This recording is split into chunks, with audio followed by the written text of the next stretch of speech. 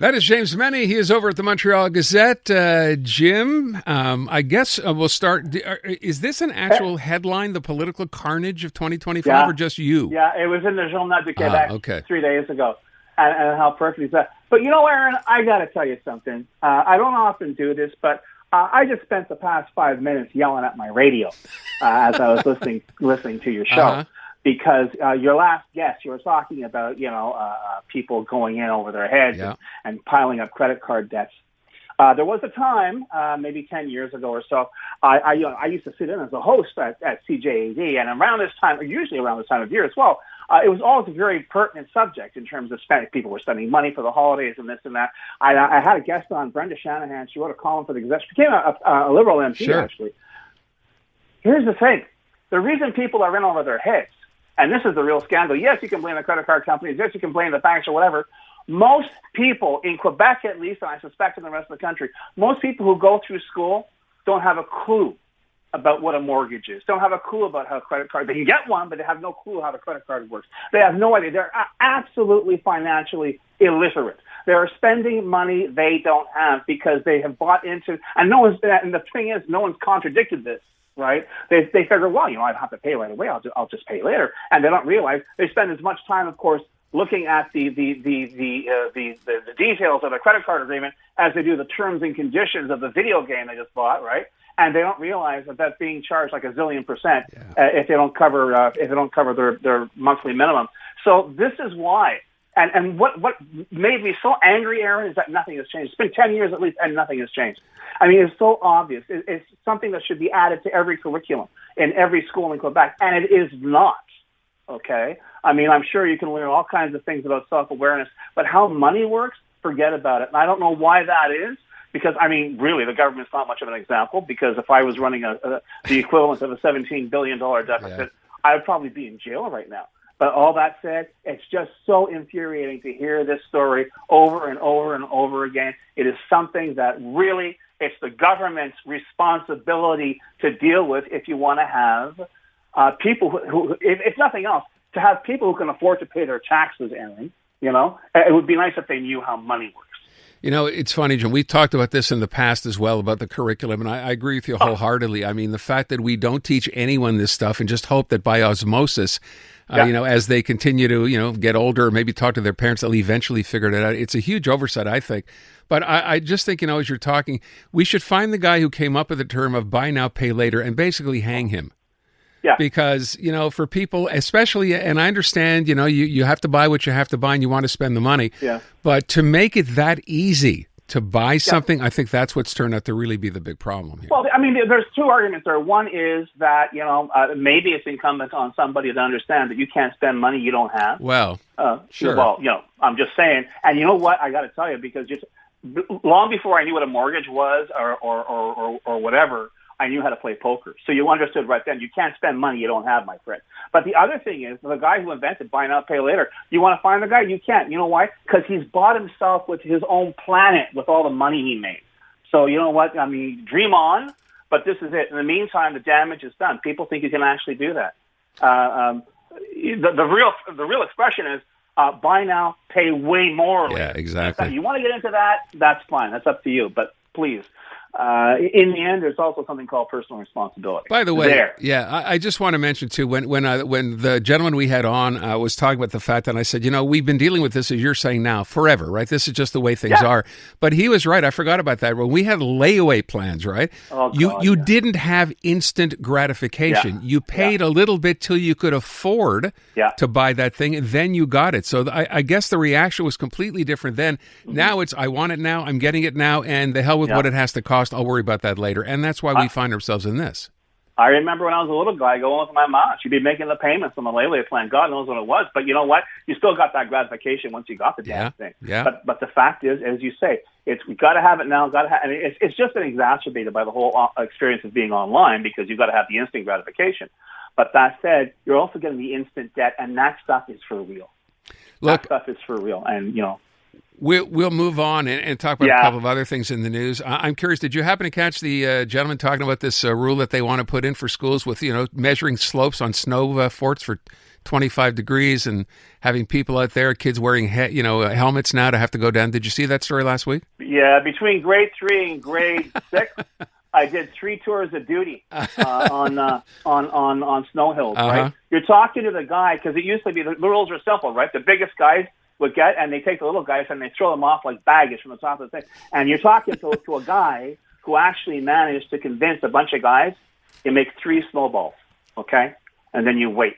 And then when I tell you, you fire one volley, another volley, and it worked. We clear them off. We scour them off the top of the hill. It was the biggest talk about instant gratification. But this is it. Of course, kids are going to fall down, and maybe they'll get bruised or whatever. But I think you kind of hit the nail on the head. Somewhere out there, there's some actuarial study that has found that parents have become more litigious, that, there's been a whole change in the demographic, and the idea is that I'm not sending my kid to get bruised. If anything happens to my kid, I'm taking it to court. And I think that's the concern. That it's completely ridiculous. Completely ridiculous.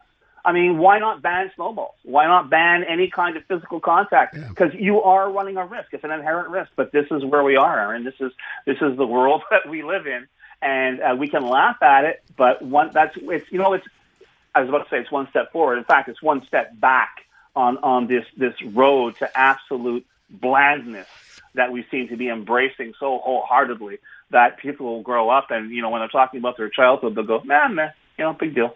So this is it. But yeah, it is. It's and people, and it's not being challenged.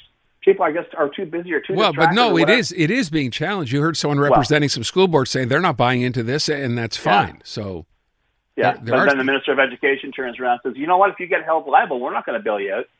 Well, except they have said it. They've said no. They don't agree with this either. So I mean, look. So what's your option here? I mean, my question was going to be, when did we become this way? I don't know. I thought this whole idea of bubble wrapping your child or helicopter parents, I guess that's now 10 or 15 years old. I thought we were done. There's been enough backlash. If that's not the case, I'm wrong.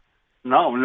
You're completely wrong, because the thing is, the idea. Listen, our childhoods, and I suspect the childhoods of a lot of our listeners, would have been considered absolutely criminally violent compared to the childhoods that people expect their kids to have now. And when I say criminally violent, I'm talking about even just tackling people in school, pushing people around, even schoolyard fights, which are now considered, but they used to be, they weren't every day, but they were pretty well common. But violence, physical contact, physical conflict was a part of life. And then I guess they figured, no, this can't go on. And the pendulum swung the other way. And it was like, there has to be absolutely everyone's hermetically sealed.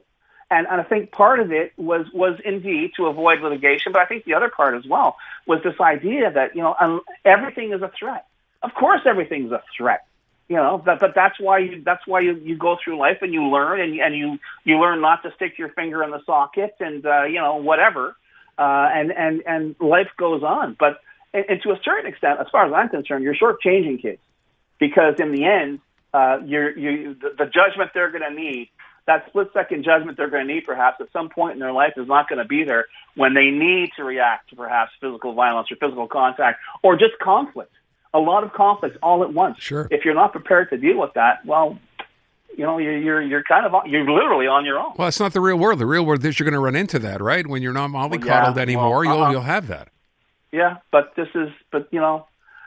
like I say, and I think also the idea, and I'm not trying to sound like some, like with the John Wayne fan club, but the idea of individual responsibility, individual initiative, this idea that somehow everyone's the same, Aaron.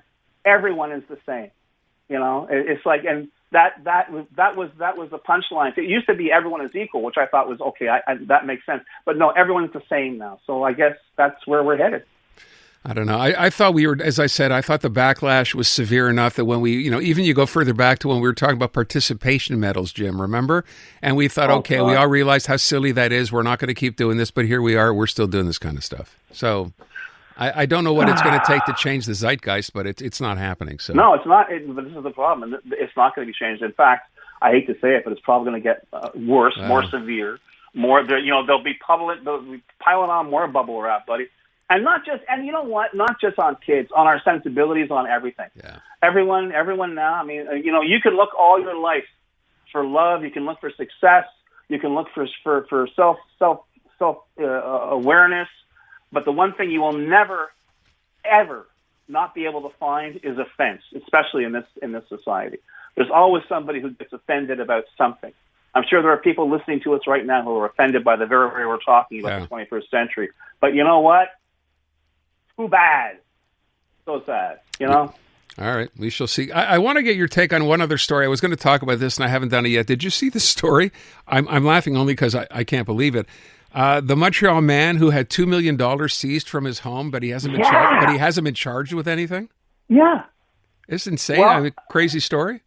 It's a crazy story. I don't know all the background about it. Now my first impression was, $2 million in his house. Eh? Sure. Well, yeah, maybe he scrimped and saved. Maybe he was financially literate, Aaron, and he decided to save some cash every day. Who knows? But but all that said, as far as I know, he hasn't done anything wrong, but they've impounded the money. And on the other hand, once again, we have that situation where, if you want to have a transaction and you go to a bank, even if it's perfectly legit, you have a transaction that involves more than $10,000 in cash, you got to fill out the forms and put yourself on the map and whatever. So, I guess, but yeah, it is a bit strange. But then again, $2 million, I don't know. I can understand if you have emergency funds in the house. Don't we all have $2 million sitting around the house, Jim? You got to pay for a pizza. The guy doesn't take credit cards, But I think $2 million. That mail order warship you ordered. But I don't know. I don't know what it is. By the way, there are a couple of lines in here that really sort of stand out. I did not know this, and people will find this out, I guess, as the story becomes more public. Yeah. It says, during the search of his home, police found more than $2 million, right, hidden behind a fake wall. Yeah. And seized it using a recently adopted provision, listen to this, that presumes any cash sum of $2,000 or more, the disposition of which is incompatible with the practices of financial institutions, is the proceeds of illegal activity. $2,000. The presumption of criminal activity. That's fascinating. $2,000. You got more than $2,000 at home. You better hope you don't have a disgruntled neighbor or partner, because they could come to your house and grab it. Exactly, but remember, that's why they got rid of $1,000 bills, right? Yeah. Do we even go up to 500 anymore? I don't think so. That was the whole idea. Yeah, I remember. It was to make life more difficult for crooks. So, this is it. We all have to pay the price, Aaron. And as a fact, I'm going to go right after this conversation. I'm going to go rip up my wall and pull out my $7 million. That's right. And, I don't know, put it in a big hole in the backyard. Probably shouldn't have said anything. By the way, one other great line in the story is, I love this, the police, of course, explaining, why they did this and the investigation. They say they noticed when they seized the money, some of it had been found wrapped in elastic bands. Wow. That's right. How retro is that? I mean, how else are you supposed to store $2 million? What are you supposed to be putting it in exactly? No, because you could actually because a lot of times you can cling wrap it too, right? How would you know that, Jim? You vacuum wrap it. I don't have absolute. I see. I saw it in a movie once. I see. Okay. Okay. Cling wrap your cash. Yeah. James Mennie at the Montreal Gazette. Thank you, Jim. I appreciate it. I'm Dylan Playfair. And I'm Tyler Smith. We're putting loneliness in the penalty box by talking to some of our favorite athletes about the importance of friendship. This is Bromance. Bromance is brought to you by Charm Diamond Centers, proudly Canadian-owned and operated. Charm has been part of your love stories and bromances for over 50 years. And you can find Bromance on the iHeartRadio network or wherever you get your podcasts.